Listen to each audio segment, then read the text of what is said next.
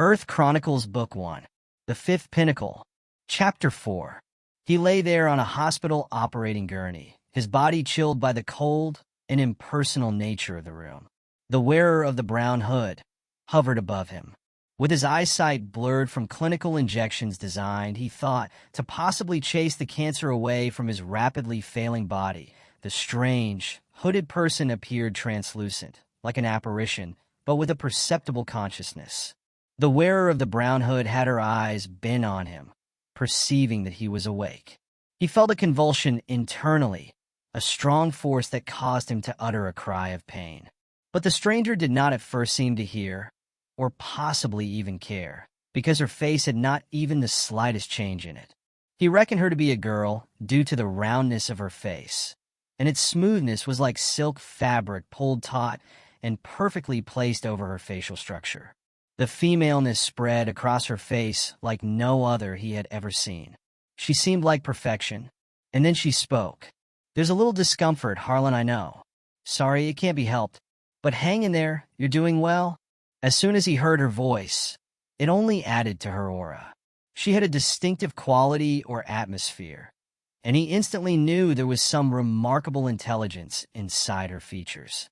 Her physical and mental harmony was unmistakable to the point of peculiarity, way beyond anything he had ever seen. For a second, he wonders if she was not human, and then he wonders if he was dreaming. "There are things I need to tell you, Harlan, but you won't remember, so I'll just wait on most of it. I probably shouldn't tell you anything, but I feel compelled because it's going to be difficult for you, at least for a while. What is happening to you goes far beyond cancer treatments. In a way, you've been tricked, but for your own benefit. Right now, you cannot conceive of how this will affect you. You're going to have dreams and visions of animals in the forest. You're going to feel them, connect to their senses. You may even think you were once one of them, some mythic four-legged creature turned into a human. Don't worry, you're not. It's just the natural connection all humans had with animals when life began on Earth. You're going to have other dreams, too. Some will seem familiar, like things pertaining to your life up until now, and some a little disturbing because they are so completely unfamiliar. The reason for this is that you are being reconnected to the Earth, not just the animals, but everything. You are being brought back into harmony with it. You will have abilities you have never experienced before. These abilities may scare you, and they are incredible, but they are less powerful than they will seem. In effect, they are just your senses being exacerbated by the injections. Man's senses were once far more than they are now. All of this is part of what we're doing to you for your own good. Otherwise, you were simply going to die from cancer. We are regenerating you all the way back to your youth. Yes, Harlan, you will wake up young again. Only better, so much better. I'll apologize for the memory loss now, because it will make things a lot more difficult for you in the beginning. When your memory does come back, you will at least understand what I'm telling you now. It will be of great help. I wish I could tell you more, but there's no more time, and there's no sense to it right now anyway. We were careless at first. We did something that caused side effects, and we've never been able to discover the change in the formula that causes it. Eventually, one day, we will..." Her look into his face and over his body became keen and penetrative. Her eyes were like a snake gliding swiftly over him, making one little pause at a specific point, assessing and continuing.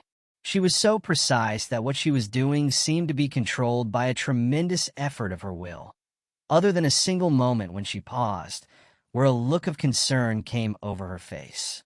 The expression of concern subsided and turned to one of calmness. Then she began again. Another convulsion hit him, and he gave out a grunt of pain. "Are you all right, Harlan?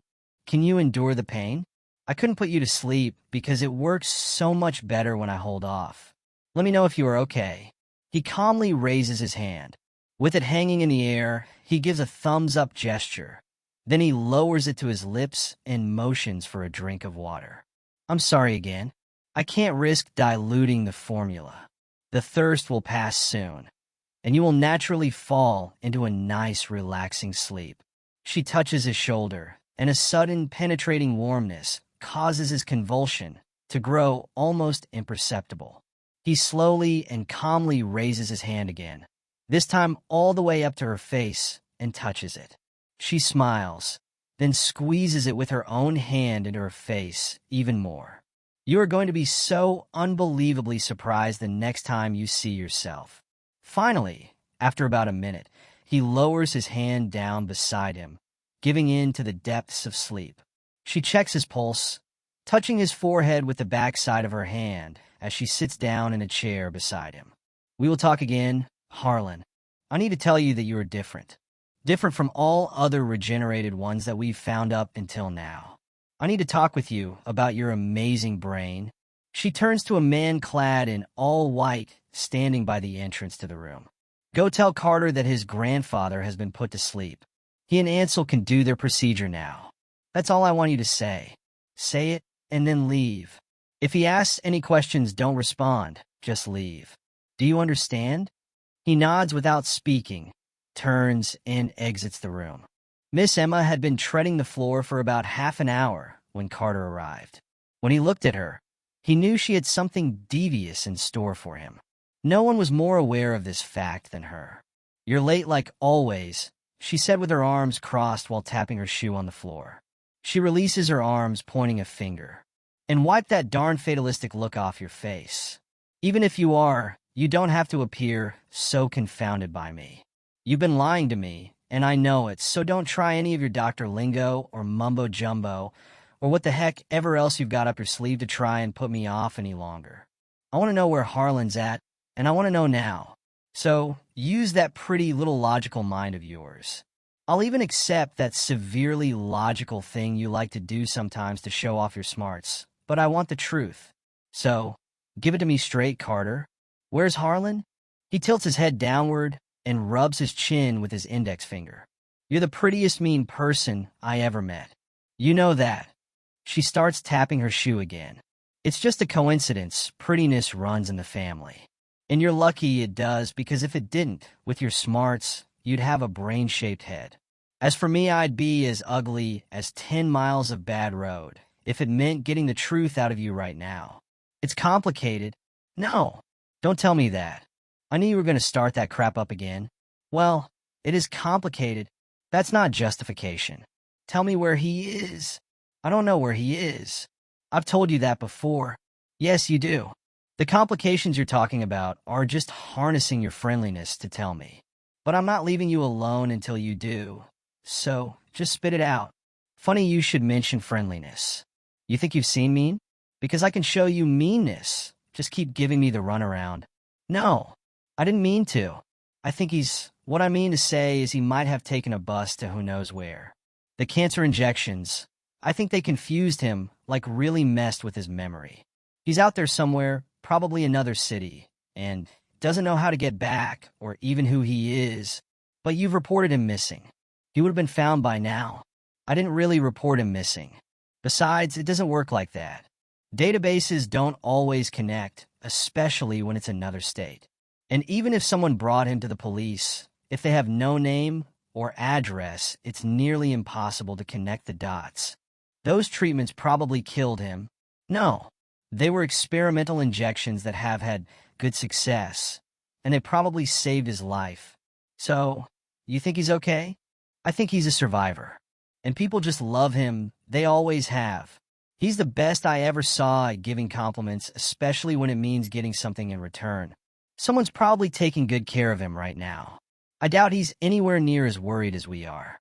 And I suspect that your instincts, civilized or otherwise, are telling you the same thing. Carter dips his head again and smiles. You just love playing the role of the antagonist, don't you? He lifts his head up and raises his eyebrows. Tell the truth. I won't deny it. It makes me feel useful. And you love it. I admit I get a subtle pleasure from it. Subtle. Maybe a little more than that, but it's sort of how I work with others. You go at things logically, whereas I pound them with questions until the answers start appearing. With both of us working together to find Harlan, imagine what we could accomplish.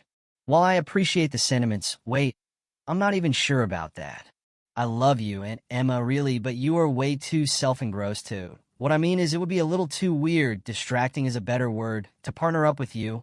All I'm saying is the difficulty of this situation calls for more than one brain. However, due to your unflattering belief in me, I'm not requiring for us to tag team this thing together, whether it be socially, professionally, or whateverly. You know, he never seemed like a father to me. We never had that kind of relationship. When I was younger, I used to admire that about him. He was like a playmate, a friend who spent a lot of time with me. Then I grew up and started resenting him. He was older too and started hanging on Mother's arm a lot more. The older he got, the more he seemed to need her. Anyway, he had a gift when it came to children, not so much with grown-ups. It was hard on him when Mother died. Truth be told, it's a miracle he survived it. Those two were attached at the hips. Even though Carter's conversation with Aunt Emma hadn't exactly been a walk in the park, he understood her. Her impulses and her ability to express them were like no other he had ever known. Being in her presence and listening to her was like an echo going all the way back to his childhood. Some of it wonderful, some of it unsettling.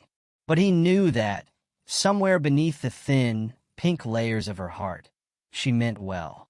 The fact of the matter was that people were beginning to talk, and being that Danville was such a small town, that talk would soon find its way to future lab pharmaceuticals.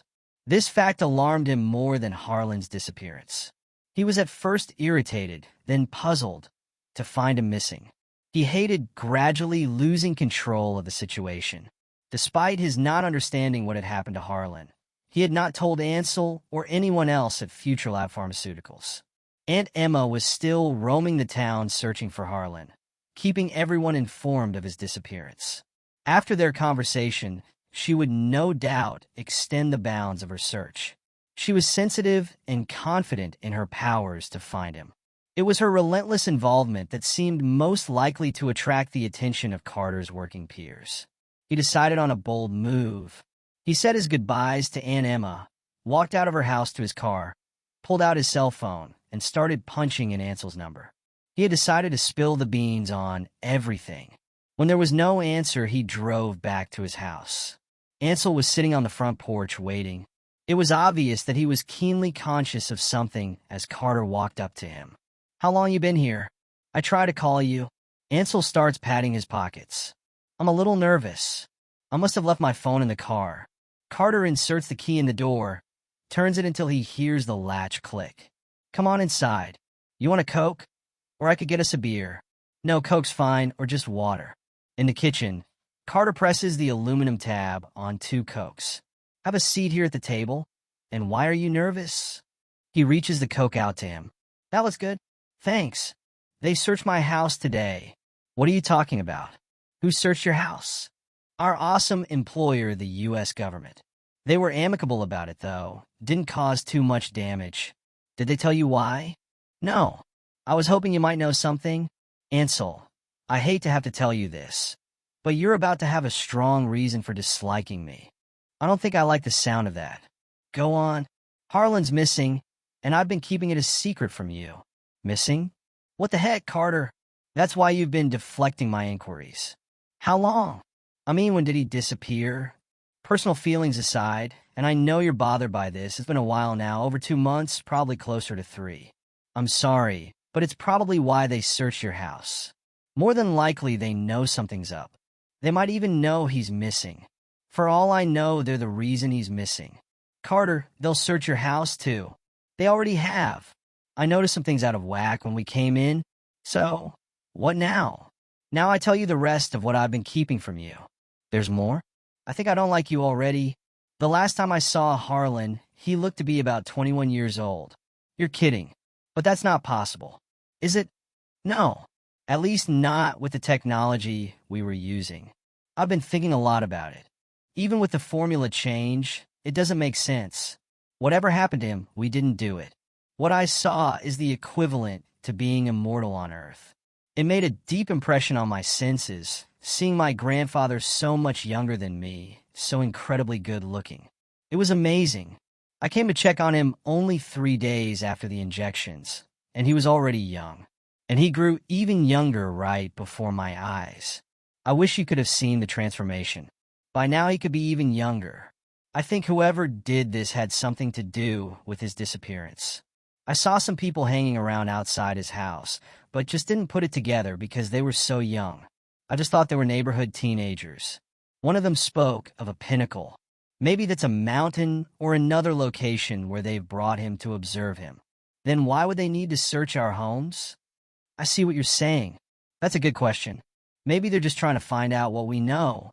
Carter takes a sticky notepad from the counter next to the refrigerator. He pulls an ink pen from his shirt pocket and starts scribbling. When he's finished, he holds the pad in front of Ansel.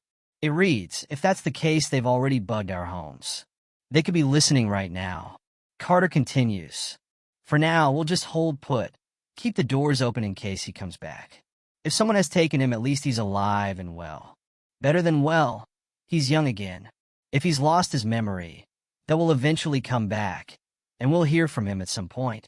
He scribbles on another sticky note and lifts it for Ansel to read. "We're not staying put. We'll do some digging around at work and see what we can find out. We can't let anyone know what we're up to. Agree?"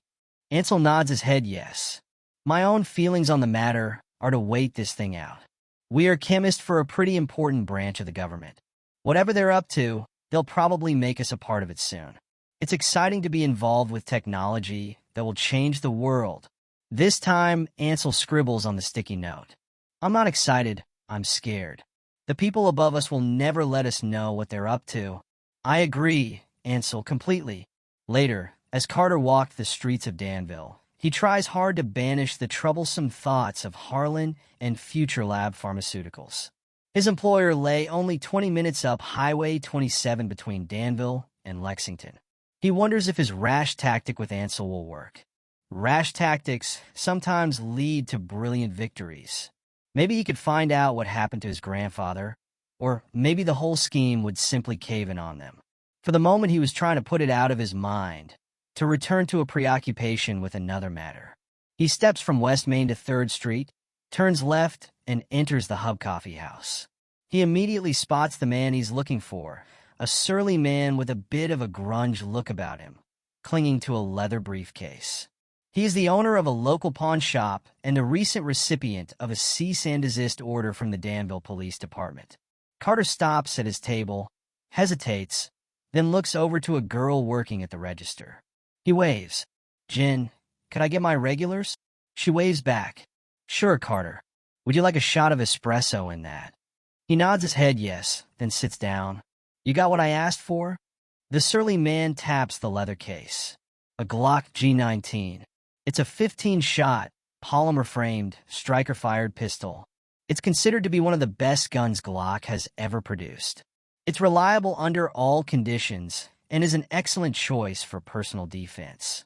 Is there plenty of ammo? Everything we talked about is in the briefcase. Mind if I ask why you need this? Because if you need a little help with something, I know people. I can get you help with just about any situation.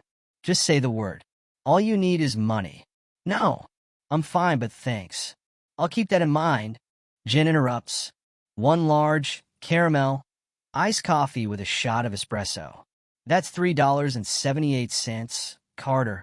He reaches behind him, pulls back his wallet, and hands her a $5. Keep the change. Thanks.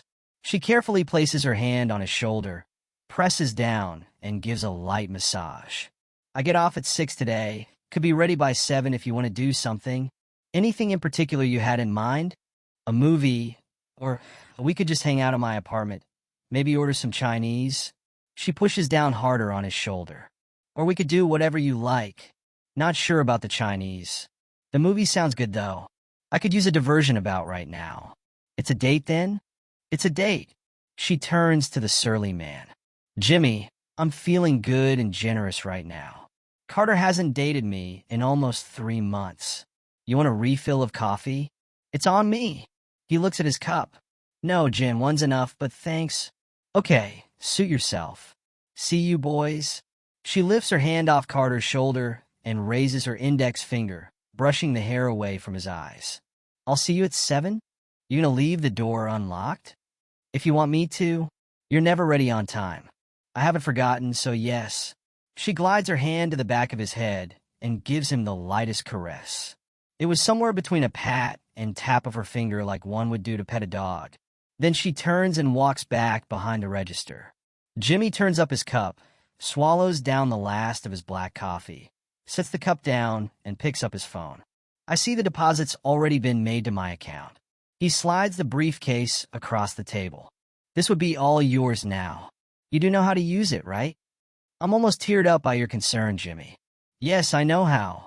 But I do plan on a little target practice outside of town, just to get the feel of it. And just to let you know, I don't plan on using it on another person. It's more a just-in-case kind of situation. Don't get caught with that thing. If you do, it can't be traced back to me, just saying. And I've heard all about those just-in-case situations where doing it legally with a permit is undesirable. But hey, good luck with whatever it is you need it for. Good luck to you too, Jimmy, on getting your store reopened. My lawyer has that under control as we speak. Remember what I said. If you need any more help, just say the word. Carter nods, puts his lips over the straw, and sips his blended coffee. Later, when he opened the door to Jen's apartment, he wasn't thinking about any fleeting moments he had had with her the last 3 months, which only amounted to a few customary hellos and how are you doing, and so on. After the disappearance of his grandfather, his responsibility in their relationship had taken a nosedive. He wasn't thinking about how he had mistreated her, of how terribly hurt she must have been. There had been intervals between the two of them, intervals where their relationship had clicked to near perfection. These beautiful intervals had vanished when his grandfather went missing. He wasn't thinking about any of that until she entered the room. Suddenly, he remembers how their 2 breaths had been inseparable only a short time ago. That is until he had gone and blown it all to smithereens. After she walks into the room, he raises his arm, making a motion with his hand that tells her how hot she is. You're still the prettiest girl in Danville. Yes, and you don't deserve me. I know. Why do you put up with me? Why haven't you found someone else? I have thought about it. Then why? Several reasons. My father likes you, and I admire him a great deal. He's the kindest person I've ever known, and he's a good judge of character. And your morals. You've never chased me, like every other man. I never liked being looked at like I was just some sex object. When I'm with you, I know it's not just a hookup, I know it's real. You're smart, too, and you don't have a clue as to how attractive that makes you. And then there's the thing about how handsome you are. He smiles, leans against a wall, and crosses his arms. My Aunt Emma says it runs in the family. Jen shakes her head, smiles, and quickly blossoms into laughing. I've noticed that. Suddenly a mischievous look comes over her, and she inhales deeply, sighing as she lets it out. Are you ready to get your act together now? He makes a little gesture of impatience with his face. I've been distracted with some. Truth is I. Wow, Carter, you're really not ready to get your act together. Are you? He uncrosses his arms, lets them fall to his sides, and places the palms of his hands against the wall, tilting his head toward the floor. Probably not. Suddenly his head jerks back up. I want to make one thing clear. I know you're the girl for me. I've known it for a long time. It's just that right now there are things going on. Things that... Have you ever once thought that I might could help? He shakes his head. Not with this. How do you know unless you try me? Fine then. My grandfather's missing. How are you going to help with that? You mean like Alzheimer missing or missing? I mean like missing. And it's been a while now, like 3 months. That explains a lot. Have the authorities been looking for him? Not exactly. Is that a yes or a no? It's definitely a no. Then he's gotten himself in some serious trouble. You could say that. But he's like really old. What kind of trouble could he possibly have gotten into?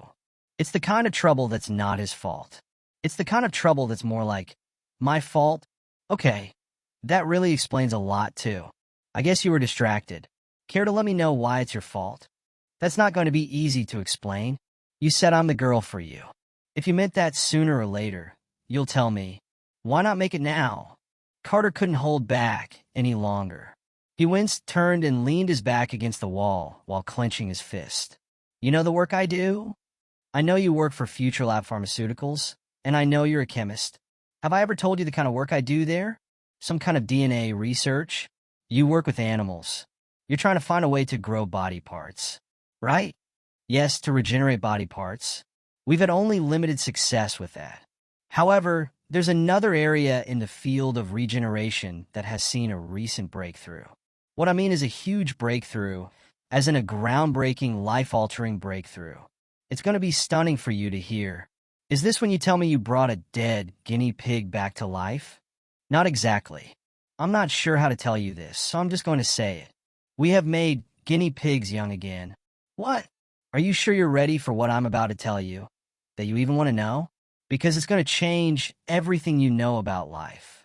And by life, I mean our physical bodies. I'm all in. I want to help you with this. And if it changes my perception of things, then so be it.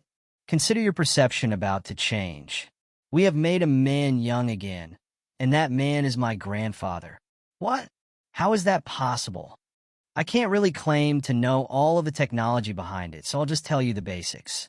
From the single-celled product of conception, humans grow into a uniquely cognitive being. The human brain far exceeds those of animals. Sometimes we use the term plastic brain because it appears to be primed from an extremely young age to learn and change. It can mold itself to whatever its current environment happens to be. We now understand that the brain is like having a universe inside your head. There's nothing it can't do to adapt to anything in life, and that includes regenerating the body, keeping it young. For a long time now, we've wondered why the human body ages because according to our research, it shouldn't. Something is interfering. I'm not going to bother you with the chemical and electrical makeup that fuels and energizes the body, or the fact that we are 78% water. All you really need to know is that through years of testing liquid formulas that mimic the brain's makeup with varying degrees of chemicals along with experimenting with electrical charges, we've had a major breakthrough. The results are amazing.